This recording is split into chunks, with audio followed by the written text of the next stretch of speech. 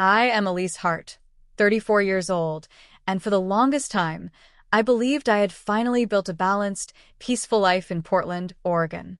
After years of apartment hopping and long commutes, I thought I'd found stability when I married Daniel Reed. Together, we bought a cedar-sided house on a quiet street near Laurelhurst Park. The house wasn't grand, but it felt honest. It had a deep blue front door, a porch swing that faced the street, and a backyard filled with lilacs and ferns. Inside, I spent weekends sanding cabinets, painting walls, and organizing shelves until it felt like a place that breathed. I wanted every inch of it to reflect care. I wanted it to feel like home, not just for me, but for Daniel's teenage son, Tyler. Daniel ran a small but thriving construction company that specialized in deck renovations and home additions. His work kept him out late some evenings, but I admired his drive. I, too, was proud of what I'd built. After a decade of climbing through marketing departments, I had secured my dream position as senior brand manager for an outdoor gear company downtown. I earned $118,000 a year, something I never said aloud because my parents had raised me to believe money should be handled quietly, like a secret meant only for the responsible. I handled our bills, our investments, and the groceries. I was meticulous, almost ritualistic. Each Saturday morning, I brewed coffee, balanced the joint account, and scrubbed the farmhouse sink until it gleamed like porcelain under sunlight. I'd decorate the dining table with seasonal flowers, daisies in spring, eucalyptus in winter, and fill the house with scents that made it feel alive. Tyler was 15 then, a quiet kid with a mop of blonde hair and a preference for hoodies even in July. When I first met him, he was shy but polite, saying ma'am, the way kids do when they're unsure if respect will be returned. I made it my mission to earn his comfort. Every other week, I'd plan meals he liked, burgers, mac and cheese, the occasional lasagna. I decorated his room in soft gray tones, bought him new bedsheets, and added a second desk so he could do his homework undisturbed. I told myself that patience would grow love, that kindness would be recognized. I didn't realize that sometimes, no matter how carefully you build a house, there are cracks you can't see until the weather changes. The first shift was subtle. Tyler started closing his bedroom door more often. He stopped joining Daniel and me for dinner. When I knocked, he answered with one-word replies, his tone dipped in sarcasm. He began leaving dishes in the sink, ignoring chores, and playing his music loud enough to rattle the walls. I thought it was teenage rebellion.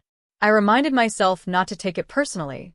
But then, one morning, I overheard him muttering to a friend on his phone. She acts like my second mom. It's creepy. The words stung more than I cared to admit.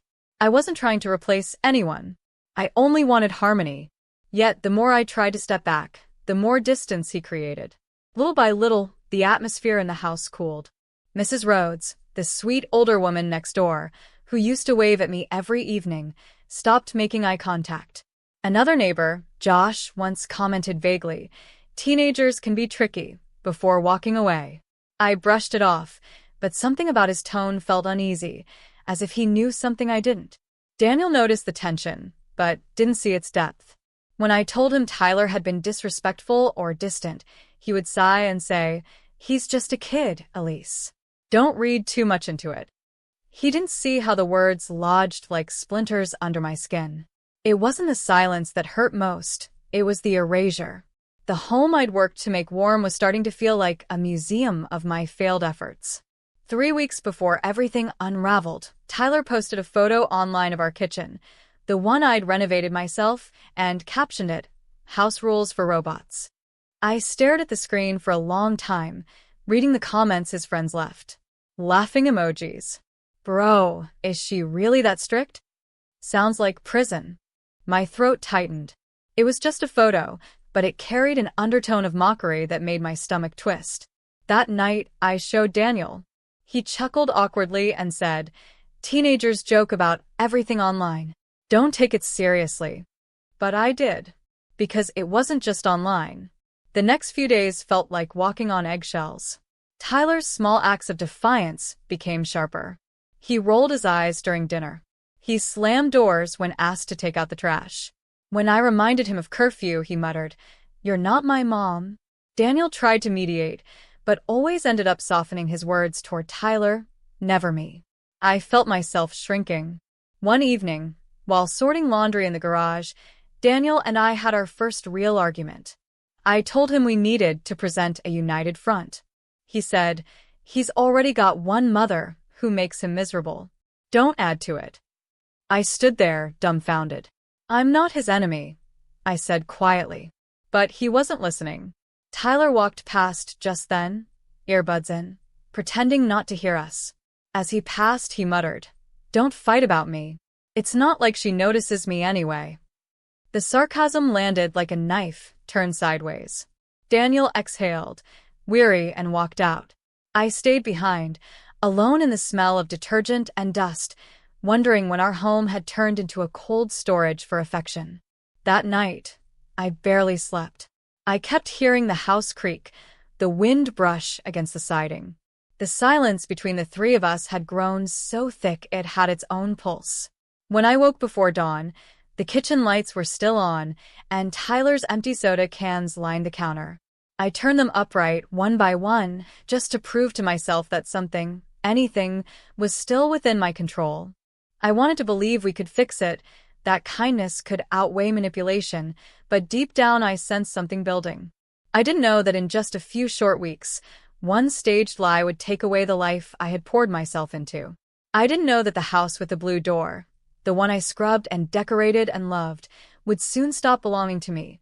Not because I lost it financially, but because it stopped being a home. Back then, I still believed that truth always found its way through. But lies are faster. They move like whispers through walls, twisting warmth into suspicion before you even hear the sound. That was the beginning of the unraveling. The night the porch swing squeaked in the wind, and I realized it hadn't been oiled in months. The night I finally admitted that love built on trust can crumble just as easily as wood left untreated in the rain. And the saddest part was I still thought I could fix it. The day everything shattered began like any ordinary Saturday. I woke up to the sound of rain brushing softly against the kitchen window, the kind of Portland drizzle that turns the air gray but calm. Daniel and Tyler were supposed to leave that morning for a short trip to Mount Hood. Daniel had told me they planned to spend the weekend at his friend's cabin, some father-son time that I encouraged because I believed they needed it.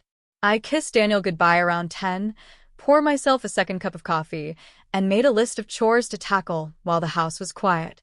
I had planned to mop the floors, reorganize the pantry, and watch an old movie later that night with a bowl of kettle corn. It was going to be a slow, quiet day, the kind I had been craving. Around 5 in the evening, I noticed a low vibration pulsing through the floor. At first, I thought a truck had rumbled by, but then the bass grew louder. I frowned, turned off the TV, and heard muffled laughter spilling from outside. When I opened the curtains, I saw cars lined up along our usually calm street, at least 10 of them. My heart sank. Kids were getting out, carrying red cups and speakers. Someone had propped open our gate. I stepped onto the porch, and the air smelled like cheap perfume and energy drinks. The music thumped hard enough to rattle the porch swing. Through the window, I saw Tyler in the living room, laughing with a group of teenagers. My stomach twisted. I pulled out my phone and called Daniel. Straight to voicemail. I tried again. Still nothing. I took a deep breath and went inside. The living room looked like a scene from a teen movie. Cups everywhere, glitter on the rug I'd bought with my first bonus check, and snack wrappers piled on the coffee table. Someone had moved the lamp and was sitting on the arm of the couch like it was a bar stool. "Tyler," I said firmly, trying to keep my voice calm. "What is going on here?" He barely glanced at me. "Dad said I could have some friends over," he said, tone sharp, dismissive. "I don't believe that," I replied. "You're supposed to be in Mount Hood. This needs to end right now." Tyler smirked and raised his voice just enough for his friends to hear. "You can't tell me what to do. You're not my mom." A few kids laughed. My cheeks burned, but I didn't rise to it. "You have 30 minutes, I said quietly. "Tell them to go, or I'll call Daniel myself." I turned and walked upstairs, not wanting to argue in front of an audience. My hands shook slightly as I sat on the edge of the bed, listening to the muffled music below. 30 minutes later, The music was still pounding. I went downstairs again. Tyler was on the back deck now with a smaller group of kids, maybe 5 or 6. They were filming something. One of the boys, thin, messy hair, held his phone up like he was recording a music video. Tyler saw me and said something I couldn't hear, then suddenly leaned against the deck railing. Before I could take another step, he pushed himself backward, slowly, deliberately, and fell onto the wooden boards with a loud thud. The boy with the phone gasped dramatically. Tyler clutched his arm, yelling, "Don't touch me. You just shoved me." For a moment, I was too stunned to move. Then I realized what was happening. I hadn't touched him. I had been 10 feet away. But his friend was still recording, and I could see my reflection in the sliding glass door, frozen, eyes wide, like guilt itself. "Tyler," I shouted, stepping forward. "What are you talking about?" "I didn't." "Get away from me," he screamed again, louder this time. "You pushed me." His friends exchanged glances, a few of them smirking behind their hands. I stood there, feeling the floor drop beneath me. My body trembled, not from fear, but from the realization that this wasn't a spontaneous tantrum. This was staged. Planned. Within half an hour, the cars began pulling away. I cleaned in silence, picking up cups and wrappers while the echo of the lie still rang in my ears. I didn't even know where to begin. I tried calling Daniel again. Still nothing. Then, just as I finished throwing the last of the trash into the bin, I heard the garage door open. Daniel's truck pulled in. Relief hit me for a moment, but it quickly dissolved when I saw his face, jaw tight, eyes cold. He didn't look at me. He went straight to Tyler, who was sitting on the couch with a blanket around his shoulders like a victim. "What happened?" Daniel demanded. Tyler sniffed. "She got mad about the party. I told her dad said it was fine, and she shoved me off the deck." "That's not true," I said immediately. "He fell on purpose, Daniel. There were witnesses, kids recording him." Daniel held up his phone. "I saw the video." "The clip," I said. "Not the whole thing. You didn't see what really happened." He didn't respond. He just looked at me with disappointment, so deep it made me dizzy. "Pack a bag," he said quietly. My breath caught. "Daniel, listen to yourself." "There's nothing to discuss," he interrupted. "I won't have violence in this house." I stared at him, waiting for him to take it back, to say he didn't mean it. But he didn't. I packed a week's worth of clothes, my work laptop, and my passport, my hands moving automatically, like someone else was controlling them. Tyler watched from the hallway, his expression unreadable. I walked past him without a word, refusing to give him the satisfaction of seeing me break. Outside, the sky was heavy with rain again. I drove to my friend Maya's townhouse near the river. When she opened the door and saw my face, she didn't ask anything. She just handed me a blanket, poured a glass of water, and guided me to the couch. The tears came later, silent and slow, soaking into the quilt her grandmother had made in Ohio decades ago. I didn't sleep much, but I did dream of the porch swing moving in the wind, creaking with the rhythm of a home that no longer felt mine. The next morning, Maya handed me coffee and said, "This wasn't an accident, Elise. That video was planned. People do this to get sympathy or control. You need help, a lawyer." I wanted to protest, to say that it was all just a misunderstanding that would sort itself out. But deep down, I knew she was right. I'd been erased by a lie too cleanly to fix with words. She gave me a number, a sharp attorney named Claire Donovan in Seattle. By noon, I had called her office. Her assistant spoke calmly, professionally, and scheduled a consultation for Monday morning. The retainer was $6,500, nearly 2 months of mortgage payments. I hesitated for only a second before agreeing. When Claire called that evening, her voice was steady, confident. "We won't trade feelings for facts," she said. "We'll gather evidence, neighbors, footage, text records. We'll find what they didn't think you'd notice. You focus on breathing. I'll handle the truth." And in that moment, for the first time since Daniel told me to pack a bag, I felt a flicker of something I hadn't felt in days: hope. Claire Donovan moved like a woman who had spent her life sharpening the edges of chaos into order. She didn't waste time on sympathy or outrage. She dealt in facts. Within hours of our first meeting, she had drawn up a plan with precision that made my marketing project timelines look like finger paintings. Her calm voice on the phone that Monday morning steadied me more than any comfort could. "We'll reconstruct the truth," she said. "Step by step. Lies can only hold if no one pulls at the seams." The first thing she did was send letters. One to the neighbor across the street, Josh, requesting access to the feed from his doorbell camera. Another request to the homeowners association, asking for the shared alley camera footage that captured the backyards along our block.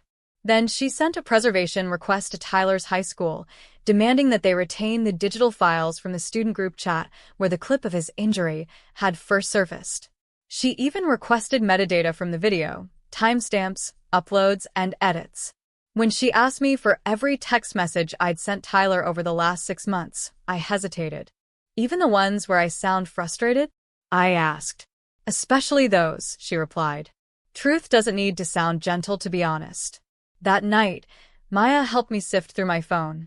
We sat on her living room floor surrounded by half-empty mugs and piles of printouts. My messages read like fragments of a woman trying too hard, gentle reminders about curfews, polite check-ins about homework, notes about dinner plans. None of them cruel, none threatening. Still, seeing them laid bare like that made me feel exposed, as though kindness itself had been turned into evidence. The next morning, Claire and I walked the neighborhood. I hadn't been back since the night Daniel threw me out. Mrs. Rhodes peeked through her curtain when she saw me, then opened the door a crack. Her voice was careful at first, but softened when I explained what we were doing. "I saw those boys carrying boxes into your yard that afternoon," she said. "Looked like props, bandages, maybe even a plastic brace.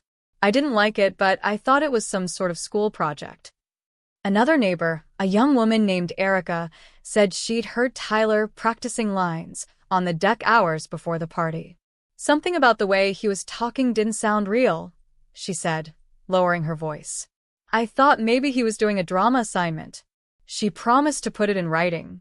Each account felt like a nail securing the truth back into place. With every new piece, I felt something rebuild inside me. I wasn't just gathering evidence. I was reclaiming my sanity. 2 days later, Claire called. "You'll want to see this in person."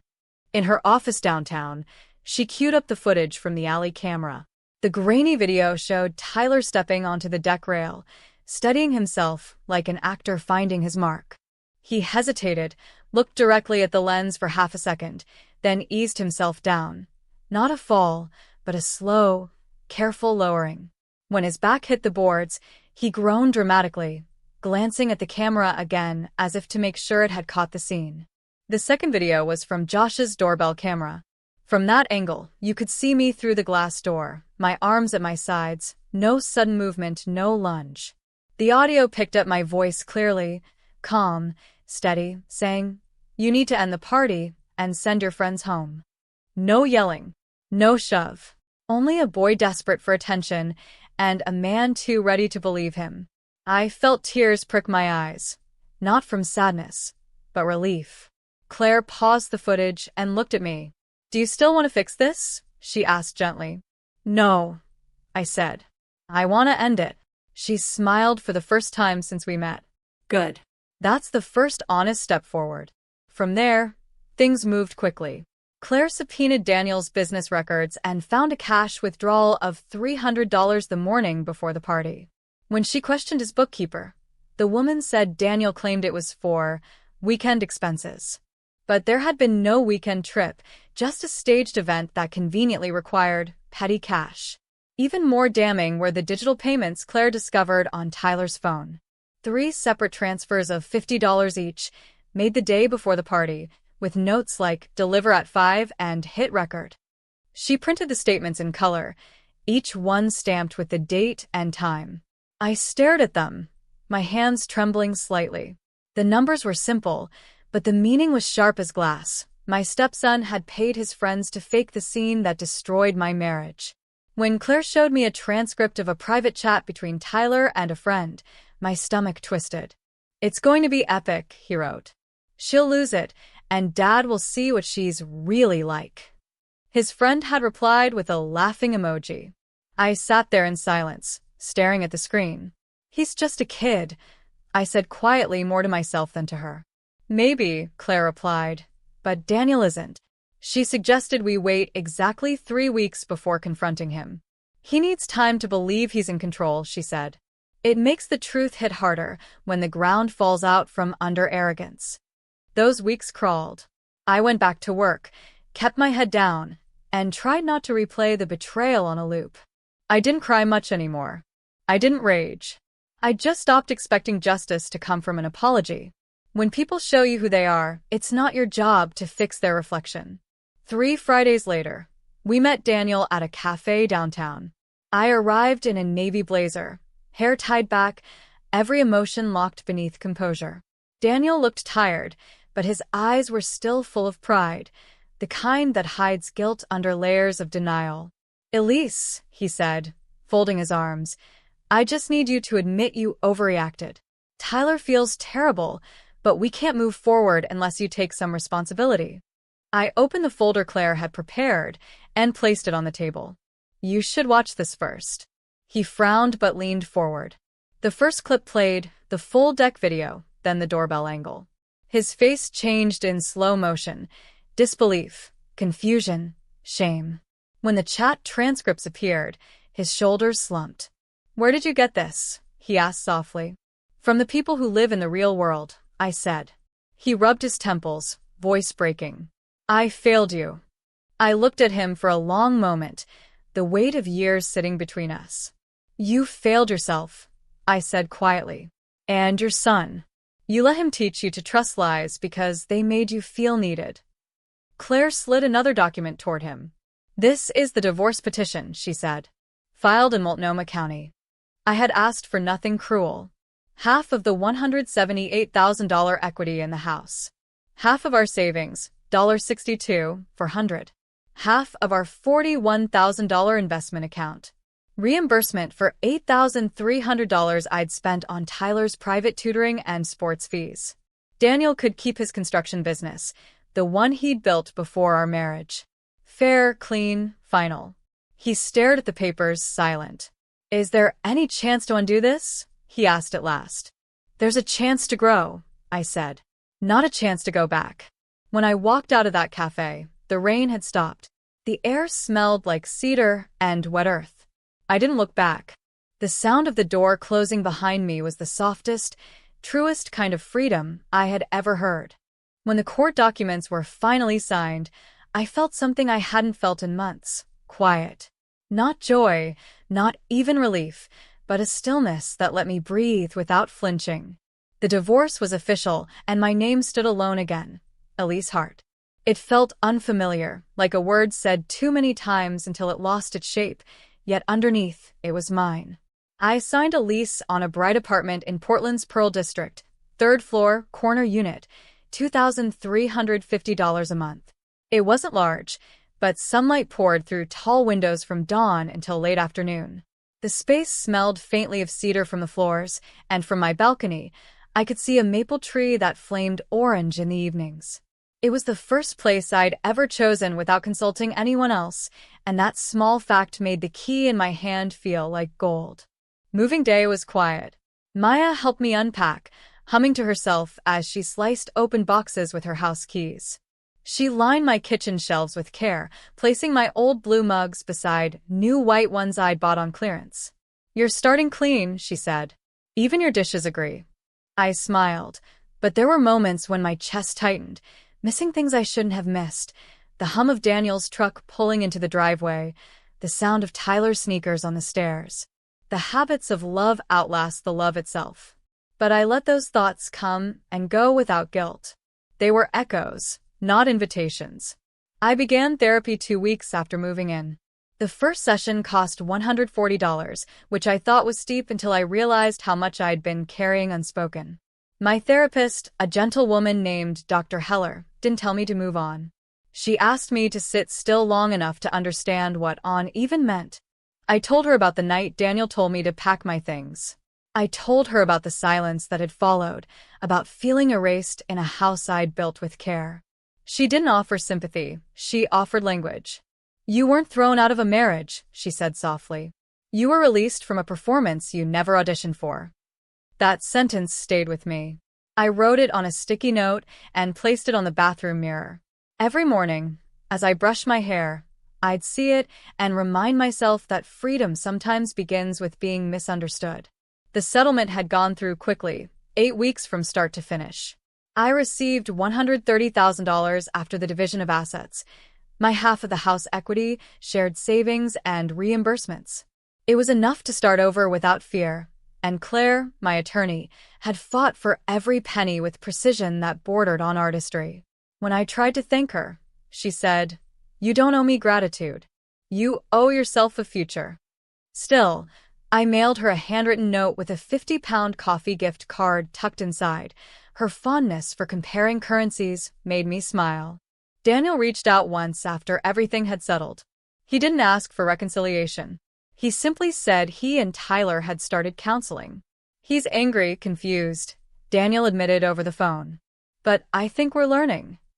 For a long moment, I didn't respond. Then I said, "That's good. Growth doesn't rewrite the past, but it keeps it from repeating."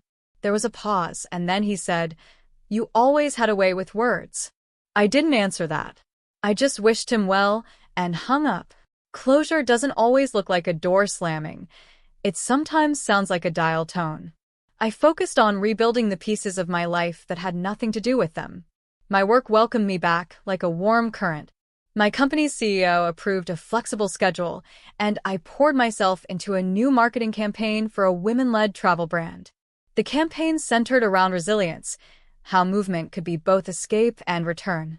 When it launched, it became one of our highest-performing projects of the year. Seeing my name in the credits made my heart swell. It wasn't validation, it was confirmation that I was still here, still capable, still strong. My evenings were quieter but fuller. I made lists of small joys. New dishes for $220. A gray couch on sale for $890. A vibrant rug for $310 that made my living room feel like morning, even at night. Every purchase felt deliberate, like proof that rebuilding didn't have to be grand. It only had to be mine. Maya and I began hosting Sunday dinners in her townhouse. Nothing fancy, roasted vegetables, a bottle of wine, and the kind of laughter that hummed low and steady. We invited coworkers, neighbors, and even a barista from the coffee shop downstairs. Phones stayed in a bowl by the door, and we talked about everything from bad dating stories to favorite recipes. Those evenings reminded me that family isn't just blood, it's who shows up when your walls are bare. I started traveling again, something I hadn't done since my marriage began. I flew to Boston to see an old college friend and walked the Freedom Trail with her, laughing about our shared years of youthful mistakes. Then I visited my aunt in Chicago, spent mornings walking along the lakefront, the air cool and bright. She was the first person who hugged me without asking what went wrong. She just said, "You survived."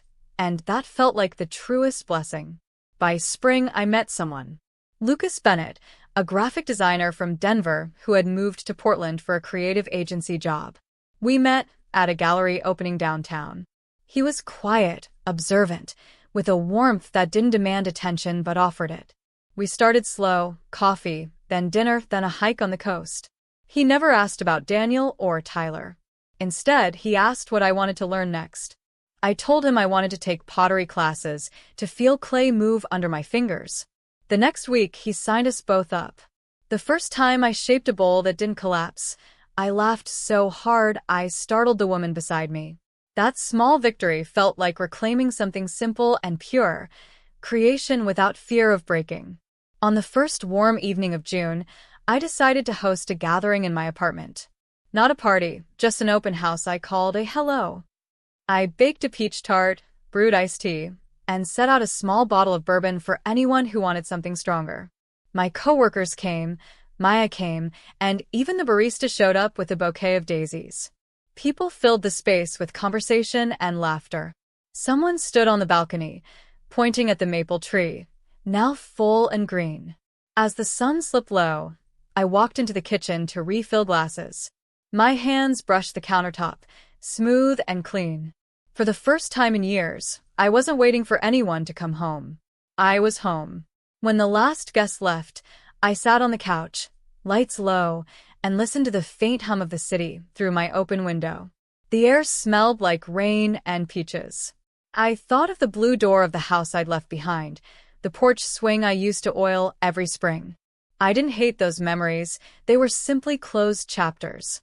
Now, when I lock my apartment door at night, I don't listen for footsteps in the hall. I listen for the steady rhythm of my own breathing. Peace isn't loud, it's consistent. It's the quiet knowledge that your life fits you again. I built this new chapter with truth, courage, and the hands of friends who held me when I couldn't hold myself. And the best part? I'm still building.